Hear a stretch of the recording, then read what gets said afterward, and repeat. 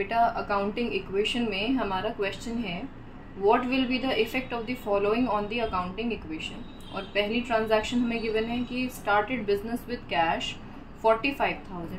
दूसरी transaction open a bank account with a deposit of 4,500 रुपये। And तीसरी transaction है bought goods from Mrs Sun and company for 11,200। अब हमें इसकी ट्रीटमेंट करके दिखानी है, यानी ये देखिए हमारा फॉर्मेट है। क्वेश्चन नंबर 1 है अभी फ़िलहाल। अब क्वेश्चन नंबर 1 में सबसे पहली ट्रांजैक्शन हमसे क्या बोली है कि बिजनेस स्टार्ट हुआ है विद कैश। तो यहाँ पर हम अंग्रेज़ी लिखेंगे, एक स्टेटमेंट लिख देनी है बस छोटी सी, बिजनेस स्टार्टेड विद कैश। अब जब भी आप कोई ट्रांजैक्शन पढ़ोगे तो उस ट्रांजैक्शन में कम से कम 2 इफेक्ट तो ढूंढोगे। इफेक्ट का मतलब अब सीखो ध्यान से देखो। पहली ट्रांजैक्शन है कि बिजनेस स्टार्ट हुआ विद कैश 45,000, यानी इसमें 2 बातें क्या नज़र आ रही हैं हमें कि हमारा बिजनेस शुरू हुआ, यानी हमारी कैपिटल इंक्रीज़ हुई 45,000 से, देखो यहाँ लिख दिया हमने। दूसरी बात, हमारे पास पैसा आया 45,000, यानी हमारे पास कैश यानी एसेट है जो कि आई 45,000 से। ओके जी। अब आप सोचोगे मैम हमने बिजनेस शुरू किया तो हमारे पास से तो पैसा गया। बेटा हमारे पॉइंट ऑफ व्यू से अकाउंटिंग तो नहीं होती ना, अकाउंटिंग किसके पॉइंट ऑफ व्यू से होती है, बिजनेस के पॉइंट ऑफ व्यू से। आपने पढ़ी है ये बात। तो बिजनेस के पास तो देखो पैसा आया ना, इसीलिए वो कह रहा है मेरे पास एक एसेट इंक्रीज हुई। और साथ में क्योंकि वो पैसा उसके पास किसी दूसरे व्यक्ति से आया, भले ही वो उसका ओनर हो लेकिन है तो दूसरा इंसान, तो इसीलिए उसकी कैपिटल यानी लाइबिलिटी इंक्रीज हो गई। ठीक है, अब आई होप आप इस बात को समझ पाए होंगे। सेकेंड पॉइंट लिखा है open a bank account with a deposit of. अब हमने क्या किया, 45,000 कैश है हमारे पास, तो हमने एक बैंक अकाउंट खुलवा लिया।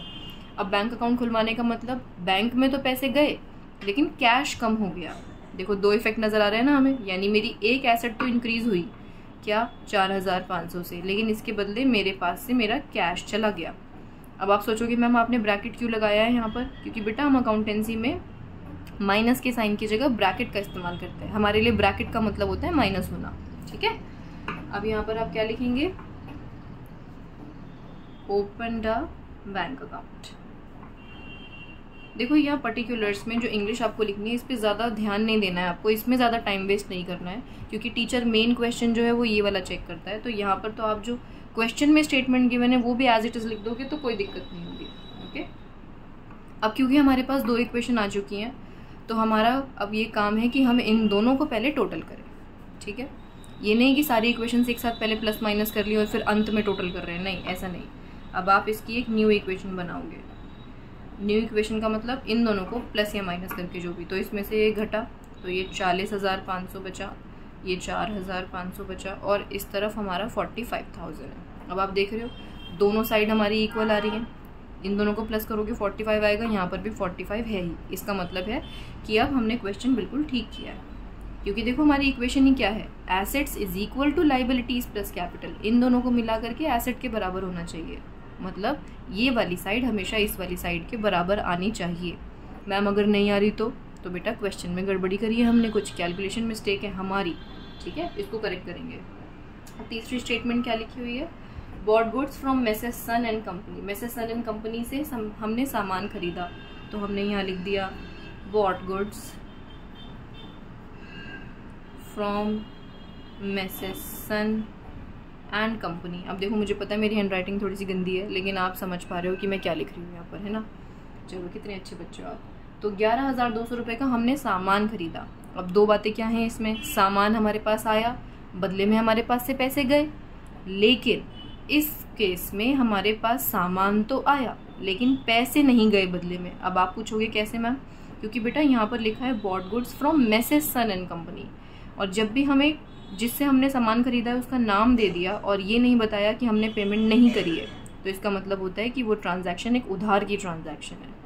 तो अब मेरे पास सामान तो आया, यानी मैं यहाँ लिखूँगी मेरे पास स्टॉक तो है, आ गया जो कि 11,200 का, लेकिन इसके बदले में पैसे जाने चाहिए थे लेकिन गए नहीं। तो ऐसे केस में हमारी लाइबिलिटी इंक्रीज हो जाती है।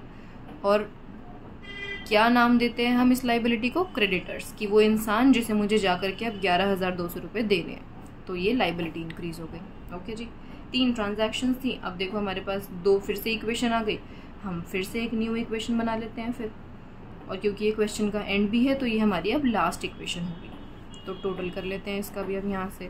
तो देखो आपने टोटल किया तो कैश वही आ रहा है 4500, ठीक है, बैंक 4500, स्टॉक 11200 के, क्रेडिटर्स 11200 के, प्लस कैपिटल 45000 की। अब आप चेक करो कि आपकी एसेट साइड क्या लाइबिलिटी साइड के बराबर है, और आंसर आएगा कि वो बराबर है। अब आप इधर लास्ट में ऐसी पूरी एक लंबी सी लाइन खींच दोगे और टीचर को इन्फॉर्म कर दोगे कि भाई मेरा क्वेश्चन तो यहाँ ख़त्म हो गया, और अंत में स्टेटमेंट लिख देना assets is equal to liabilities plus capital, ताकि उन्हें पता चल जाए भाई आपने बिल्कुल ठीक कर दिया है। ओके, ये था क्वेश्चन।